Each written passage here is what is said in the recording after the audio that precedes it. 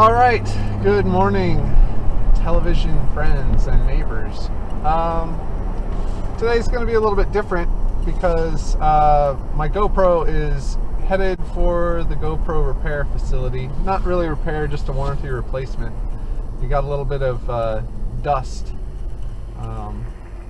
or something on the CCD apparently, or within the mechanism, and as a result, there's like a little speck on it, so it doesn't really, it's kind of, I found it distracting. I'm sure that people would have noticed on other types of videos than the in-car ones. So today instead I'm going to talk about this dash cam here.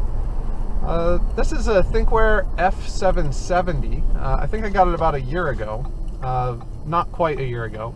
So I've had some time to get familiar with it, and I figured since I started vlogging and cutting in some video from the dash cam, people were interested. I've had a lot of questions about it, and so I figured I'd kind of do just my thoughts on it while I drive to work today, and I can probably show some examples, maybe talk about, a lot of people love to talk about driving related subjects, so I'm sure we'll get some good examples of that kind of stuff here today. You can see the area we're driving through now has had a lot of bike lanes installed, so a lot of the pavement markings have been changed over the course of the past 6 months to a year. Here you can see we're coming up upon a metered ramp.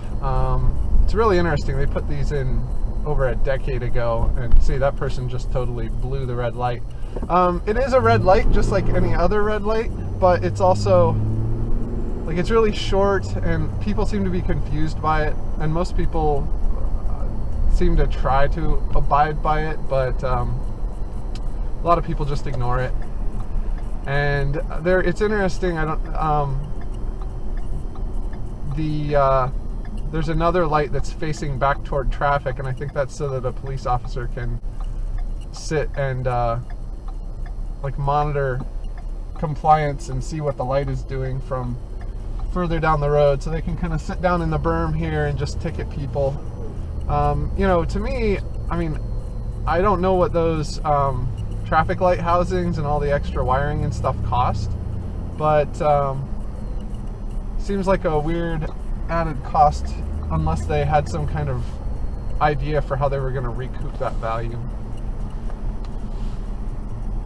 So but yeah, this is the interstate here.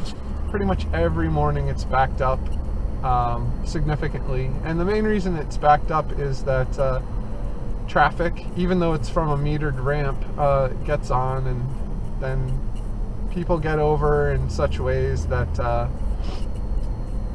it causes some panic braking, and then that kind of reciprocates. And the way to deal with that is, well, what you see is here I'm going at probably it looks like I'm going like 15 miles an hour. So I'm leaving a fair amount of distance between me and the vehicle ahead. Technically you could probably fit a semi in there, but you can fit pretty much any car in there. And the semis, they pretty much just get in position and just truck along, haha. But the cars, they tend to try and jockey for position. And what's interesting to me is, on a morning like today, it's actually going to be the rightmost lane that's going to be flowing best. Now, I'm not in that lane because it's there's a lot of merging and stuff, and there's a lot of confusion, so sometimes it flows really well, and then someone will just kind of stop in it. So I think I'm overall better just chilling here in the center lane. The left lane tends to seem to flow really well for a minute and then come to a complete standstill because someone will cut over into it. Also, the left lane people don't tend to leave a lot of space. Though behind me there's an example of someone in a Dodge, oh no, it's a Honda, looks like Honda SUV, and they're giving a lot of space. So if you look for those gaps, it's pretty easy to get over without causing a bunch of slinky effect. I try not to get over in front of people that aren't leaving room anyway, because they're just going to tailgate me, but whatever. So anyway, a little bit more about the camera, since that's probably what you tuned in for. Oh look, you can hopefully see a jet taking off from CMH. That's Port Columbus. international airport because we do have some flights to Canada, because it's like right next door. I mean, it's, you just fly up over the lake and you're in Canada, so we're international. There might be some international flight to somewhere else now in the age of long-range 767s and stuff. But yeah, this is it's 1080p forward and back. It's dual channel, so that means there's a camera in the front and the back. I'm probably gonna try and cut back and forth between the two cameras a little bit. Oh, a warning to people wearing headphones. I've been told that the Dashcam, when it kicks in with its warning tones and stuff, it's really loud in headphones, and that's because there's a microphone mounted in the Dashcam housing itself, and that's what you're hearing me over. So this should give you a good idea of how you can hear recorded conversations. If you watch a lot of Dashcam videos, well, first of all, I've seen police departments use Thinkwares in some places, but a lot of times you'll hear them having a conversation, like talking on the phone with someone, and then some crazy thing will happen on the road in front of them. It's just kind of interesting because the lead up to impending disaster is often so incredibly trivial, and usually they would have dealt with the situation better if they were not yakking away on their phone to their girlfriend or whatever. So yeah, this is non-direct light. It's like right before sunrise, and so you can kind of get an idea of low light. I think the sun's about to come up, so by the end of this video you should get an idea of what it looks like in pretty bright sunlight, which can actually be a challenge. I think because the sun is up now, and so we're about to, one of the reasons there's a backup here is the road curves around into the sun, so you're going to get probably a pretty good idea of what it looks like to have footage pointed directly into the sun. And one thing you should notice is look off to the like maybe pause the video. This should be HD video, like 1080p, so you should be able to full screen it and pause it and try and get some of the plate numbers off of the cars passing. Like this one right here is Hotel Alpha X-Ray 9502, and that is just see if you can make out some of these. What I've found is, like, pretty much if they're right in front of you, or if they're like one car ahead but in the next lane, you might be able to get it. But if anyone is traveling at any kind of excessive speed, then you're gonna have some issues there. One thing I think is fun is the rear-facing dash cam. If you ever get bored and you want, there's a thing is, maybe I'll post two versions of this. Maybe I'll post a front-facing view and a back-facing view, and then, I don't know, that might be an interesting idea, because then you could see, it's just interesting to see what is going on behind a person as well. Now, ideally, I'd have time to go through and cut back and forth and like find all the interesting moments, and just as the conversation goes on, just kind of cut back and forth between the two cameras. But my video editing software makes that a little bit of a chore. So here we are coming up, we're about to start going into the sun for a little bit, and you can see there's some glare coming off that semi, and there's some stopped traffic there where they're having difficulty merging. So around here, traffic can just come to a complete standstill, so I just stop. Now, there are two things that kind of annoy me about this camera. One is if your windshield is at kind of a low angle, like this one is, then you can actually get some reflection of the interior of the dash on the window, and that's kind of, it can make it hard to make out things like license plates. I mean, you can see what's generally going on, but you're gonna have to put the video into your crime-fighting supercomputer and say enhance a whole bunch of times to read a license plate number. So West I-70 to I-270 is closed. That's interesting. Well, I'm gonna pop up here to 65, which is the speed limit. You should be able to see the speed I'm traveling down at the bottom, kind of the crawl. And, you know, I don't know where that guy's going because there's a bunch of traffic ahead. Oh, he's going to brake. So, yeah, I mean, I just kind of sit back and chill and look at what lane's flowing best and get into that lane. But I don't understand these people who just, like, they push the traffic down the road. I mean, look what that guy's doing. He went up and tailgated that person, and then they're intimidated, and so they go faster, and now they're tailgating someone. And that's how accidents happen, is now all you need is someone to just cut in on them, and then everyone slams on their brakes. And of course the last guy is pushing everyone. He's gonna like do a emergency panic swerve lane change. So I don't know, but there he is. He's not using his turn signal, so those people kind of bug me.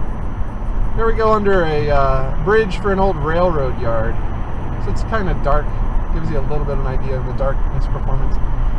It actually works pretty well in the night, but once again, same issue with license plates. I mean, if you're trying to read plates, you're going to need them to be...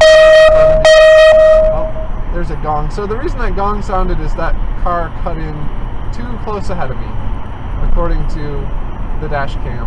And you can adjust that, but, I mean, really, I'm not tailgating anyone, so they could just relax and get in front. So,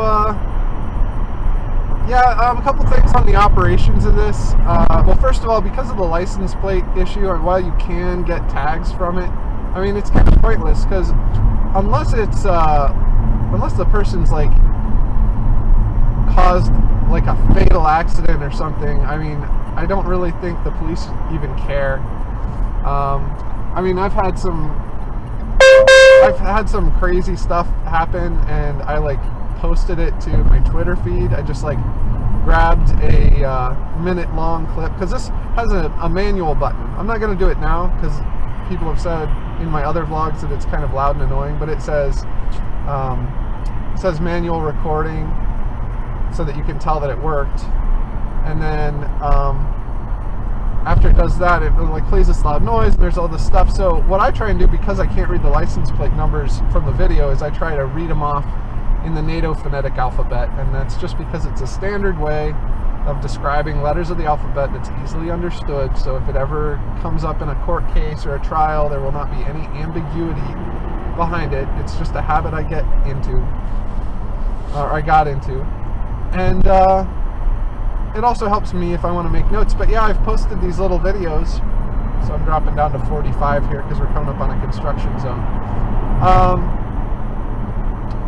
This is a fun place. If you look behind me, there's Interstate 670 ramp comes on, and everyone likes to cut across all the lanes of the freeway to get off at Main Street here.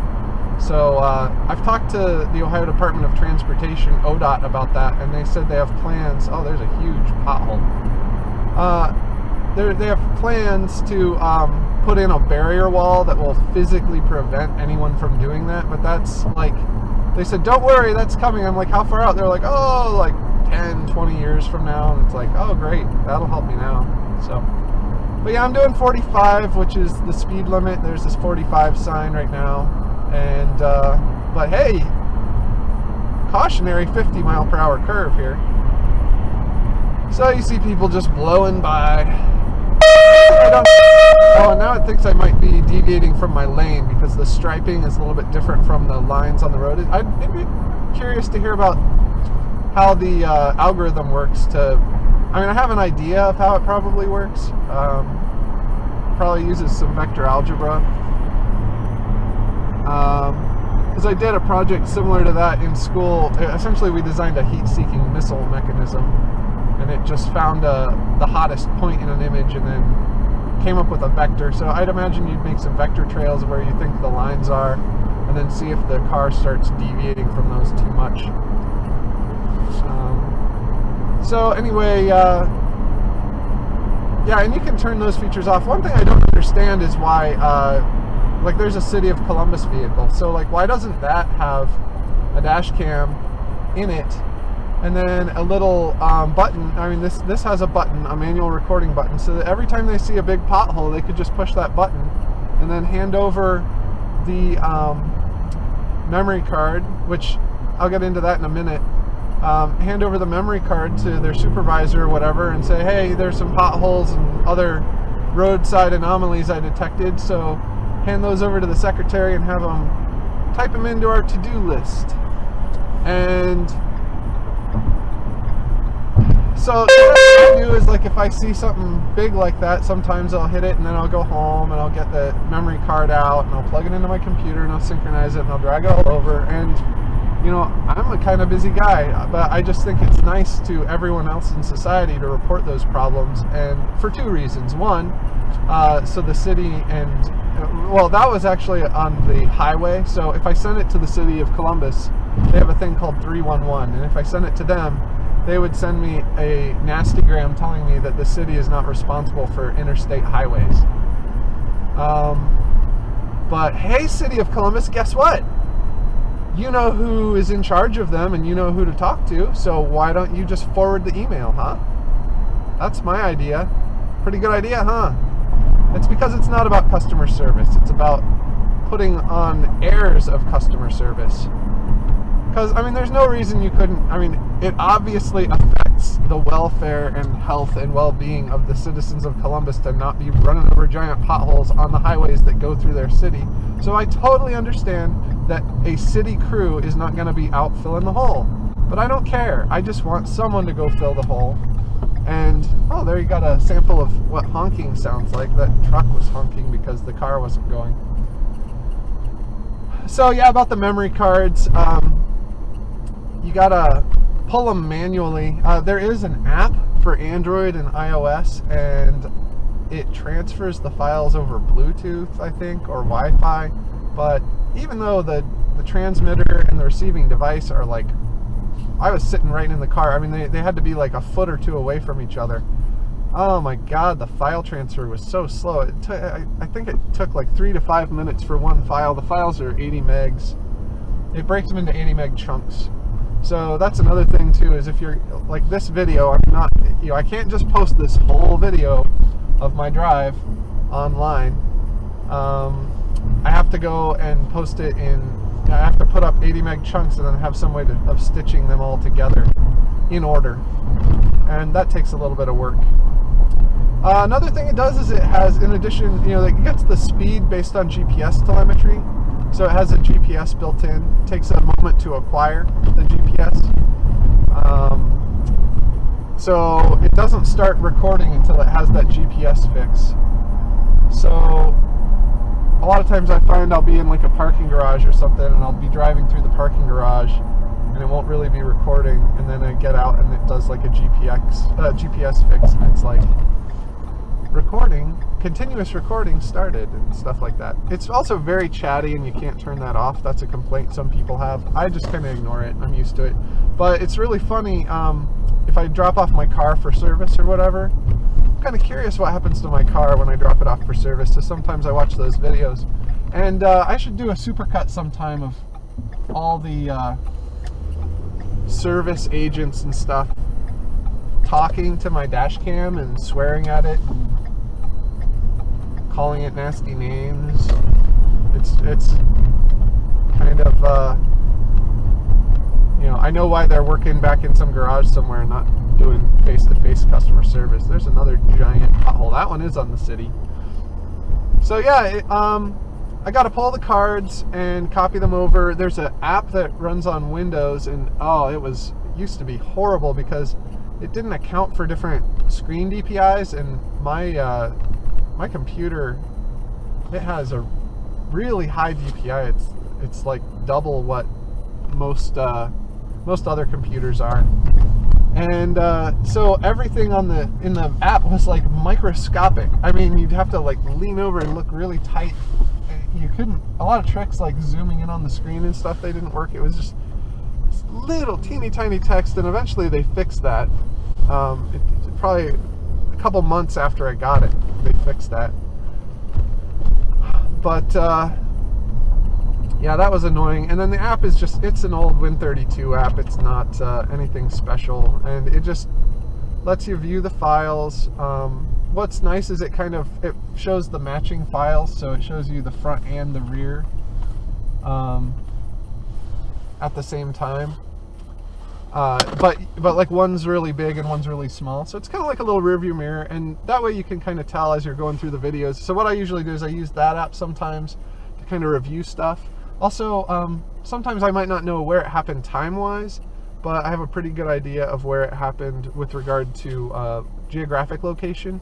So you can kind of toggle between the rear camera and the GPS map, and it shows like whatever that 80 meg file, however much highway or road is in that, that's how much map it shows. So you do kind of, like, I'd kind of like to be able to just see a huge map of my entire drive and then click on it and then have it search through the files and find out which file has that. And I've written software like that. In fact, that's one of the things I'm kind of going to be working on today, is a software that kind of searches through files for some metadata to help people navigate better.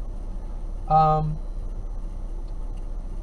yeah, it's so I mean, they could do a multi-threaded thing that would kind of, anytime you clicked on the map, it would just look for something nearish in one of the files, and I think that'd be really cool. And they could even make it so that it, like, as you hover over the map, it, like, I mean, it makes the map out of data file points. So what it could do is, as you hover over the line on the map that it draws, the little individual points would light up, and that would be a direct, that point would contain a direct index to whatever file that map data came from. So that would eliminate even the need for a search. So a little on-the-fly software engineering there, how we would go about solving that problem if we were writing an app for it.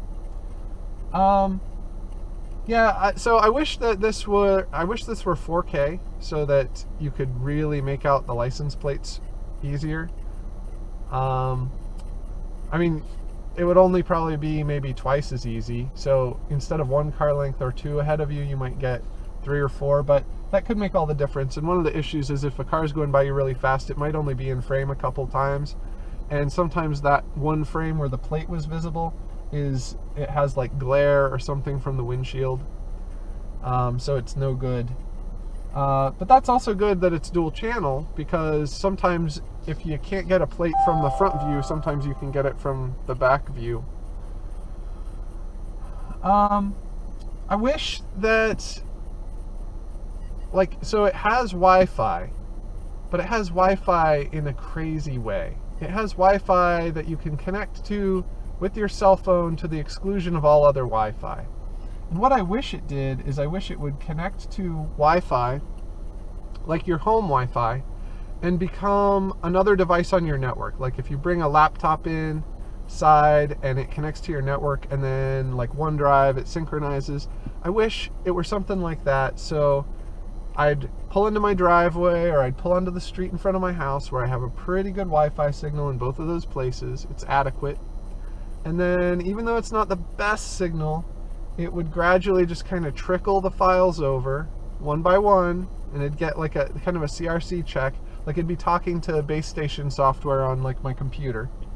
And so it would just say, hey, like, all right, I have these files to deliver to you. And the home computer would be like, all right, let me take them, and it would just synchronize them. And then you could also set that software, since this is a dash cam and generates huge numbers of video files, it would say, well, okay, we're going to keep like the last 30 days or the last week or whatever, and you know, all that kind of stuff. And then if you wanted, you could also set it to synchronize via a wireless access, like a wireless data point.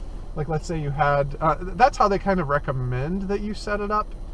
I think I read some stuff. There's an upgrade version you can get that has like cloud. They call it like the Thinkware Cloud or something. And that you actually have to buy like a wireless access point, like as a subscriber.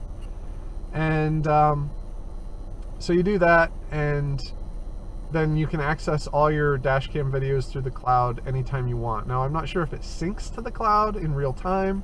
That would be a better idea, but maybe you have to, like, you can see a list of the files and you can download each one through the cloud or something like that.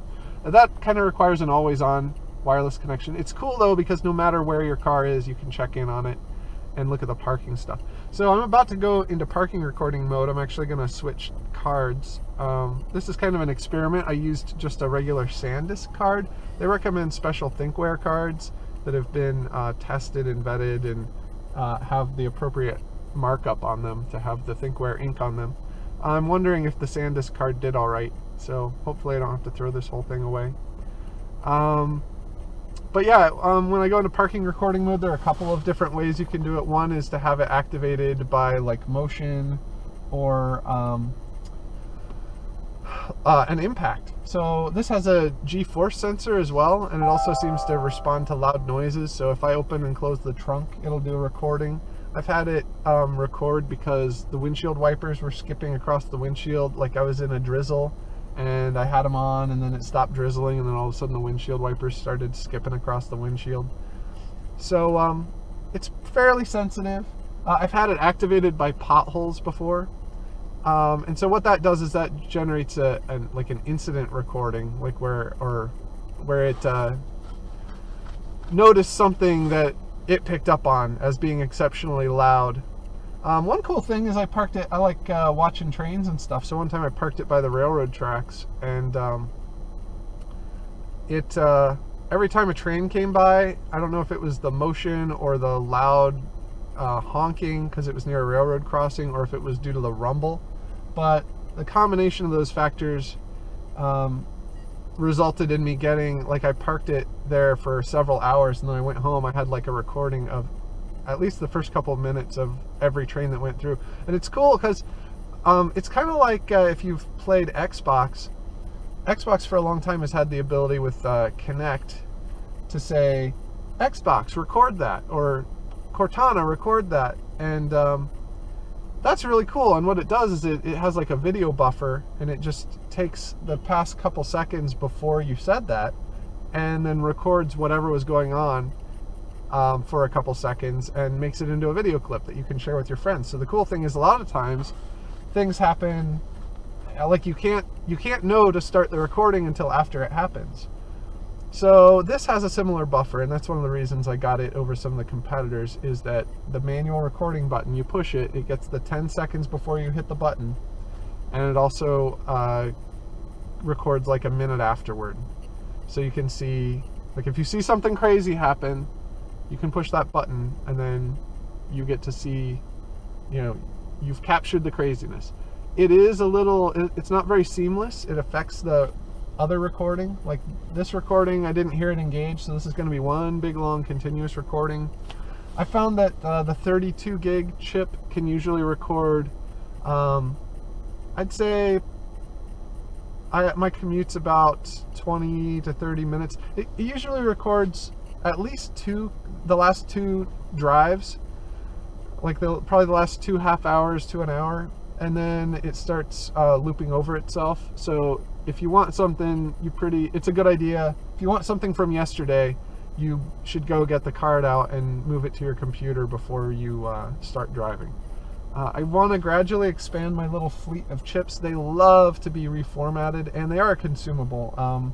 This much dual channel recording, I mean, it's recording 2 1080p streams at the same time to one memory card. It's going to wear it out.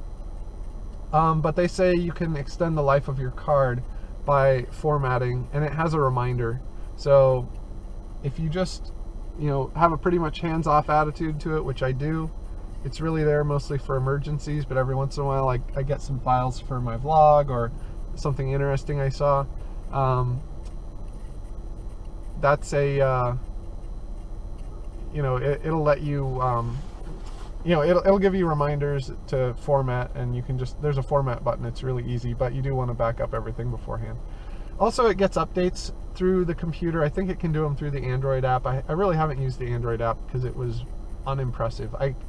I'm a Windows Phone user, and I just like having my PC experience on my phone. And when everyone was telling me, oh, Android, it's all about the apps, then I went and I got the apps, and I found that most of the apps, they're pretty much like the website, or they're pretty much like the Windows Phone version I have, or they're not interesting at all. I mean, most of the Android apps, they're they're refined versions of the Windows Phone version of the app that I have.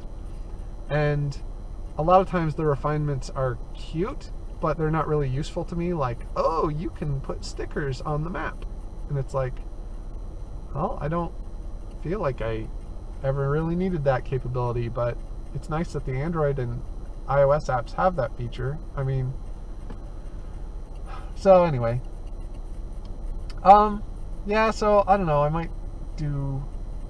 I guess it would be a better review if I have front and back video, I guess. The audio channel is put on both videos, so that's kind of nice. But yeah, I got to be getting into work. I have some stuff to do today, so I'm going to wrap this up. I hope I answered most of the big questions people have been asking me. I hope they've been able to just see what a mundane drive through rush hour traffic on a kind of icy morning is like, what the audio is like. It's not a very good night test, but should give people a feel for it, the pros and cons. I just think there's a ton, like, it'd be really cool if someone who really gets software design and development, like Google or Apple or Microsoft or all three, like if Dashcams took off enough that they actually built in, like they made task-specific things for Dashcam management that would pull in all this telemetry from all the major manufacturers and kind of, you know, it wouldn't matter which Dashcam you had, and then they would handle all this kind of syncing stuff and cloud stuff.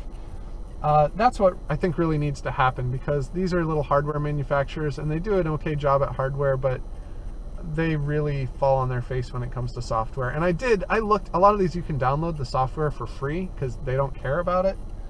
It only works with their products, but you can download it and you can see what it's like. And oh my God, this is like the competitors. Thinkware was the best, and it's kind of crappy. And the other stuff was just almost unusable. So that's the thing I recommend, you know, before you buy one, read the manual. You're probably going to have a mental picture of how you expect to use it. Check the manual and see how to do that kind of stuff. See if you're comfortable with that.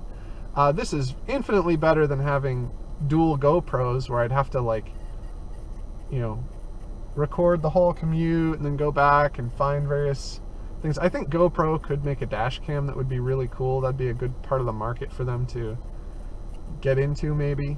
But it's also saturated with a lot of probably cheaper competitors, so that's probably why they haven't done it. Also, on the rear one, the rear window isn't all that clean. I think optimally you would want to try and clean your window. Like this, I don't even have a rear windshield wiper, so it's just defogger, and it's probably a good idea to use like Rain-X or something so the water beads and runs off. Because, you know, any dirt you're going to get, that's just going to affect the image quality just that much more. So anyway, if you found this helpful, like and subscribe. Please share it with anyone you think would benefit from a dash cam. It'd be a good thing to have with teen drivers or whatever. I've got one on both of my vehicles. Oh, I did want to talk really briefly about installs. I installed this myself, and it has quite a few cables to it that need to be routed. I powered this with a wiring harness that goes to my fuse box in my car. So what that involved is I went into the manual and I had to go and find the they had kind of a rough map of the fuses, but some of them it wasn't clear what they did. Some of them it said extra and stuff, but they were energized. And then I had to mess around turning the ignition on and off and testing. I used some probe tips on a multimeter, and you can actually touch their little metal dimples in the tops of my fuses, so I could stick the probes into those little dimples and I could see whether or not there was a voltage difference across them depending on whether or not the car was on or off. So you're going to want to power it by something. There are actually two sets of leads. You need one set of leads that goes to something that turns on and off when you turn the car on and off, and then you need another set of leads for power that go to something that is on all the time. So you have to find those two things, and then it needs to be something convenient to reach. It needs to be of the appropriate amperage rating, so you don't suck too much power, though it's a pretty low power thing. There are a lot of things on the car that are far more amperage, and I intentionally tried to match that just in case there were like a power surge or something from one of the other higher amperage things. I didn't want it to fry this device. So I put that in there, I wired it all up.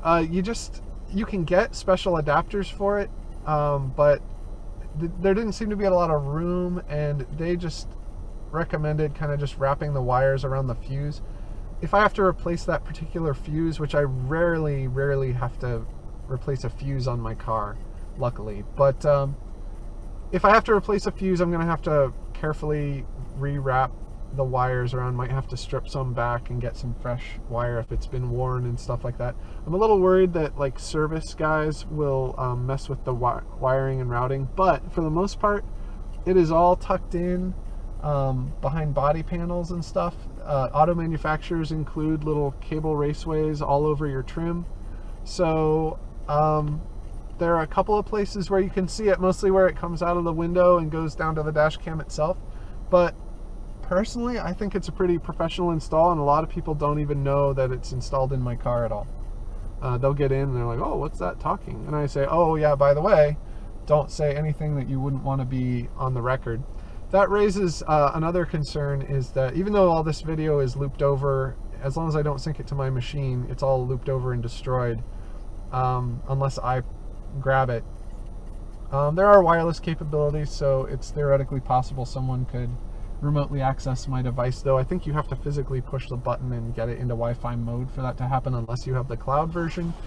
When I was originally doing dashcam videos just with a GoPro, I talked with an attorney friend about it, and he didn't think it was a good idea to always be rolling video on everything you did, because everyone breaks laws. And so if you get stopped by a police officer, luckily in my state I don't have to inform them that they're being recorded, but they might hear, since this is such a chatty dash cam, they might hear it. And they also, if they're a cop, they probably are familiar with dash cam technologies and would see it as they're walking up to the car. In fact, I'm looking and I think I see a dash cam. There's a car, the white car to my left, it looks like it's got a dash cam on it. So there are a lot of people that have it. Mine goes into security mode when I turn my car off, and that's why I have it powered also. But it also, if the battery gets down to about 12 volts, then it just shuts down, and that actually happens. I might reduce the threshold, but I also don't want my car's battery to run down. I don't want to be able to not start it. Coincidentally, right after I installed my dash cam, my battery was getting old and it died, so I did have to have that replaced. But it wasn't, I'm very certain it was just an old battery. It was not because the dash cam was causing it to cycle too much or anything like that. All right, that's it for me. I'm gonna swap out cards, and I'll talk to you guys tomorrow. Like I said, please share this with anyone you think would benefit from knowing a little bit more about dash cams, because they're pretty neat. And it's also good to think about, like, if you drive like a total a-hole, then there are a lot of people with dash cams, and while I've posted a couple of people doing stuff to social media, and I've heard nothing back from law enforcement or prosecutors' offices about, getting me as a witness in any kind of case or anything.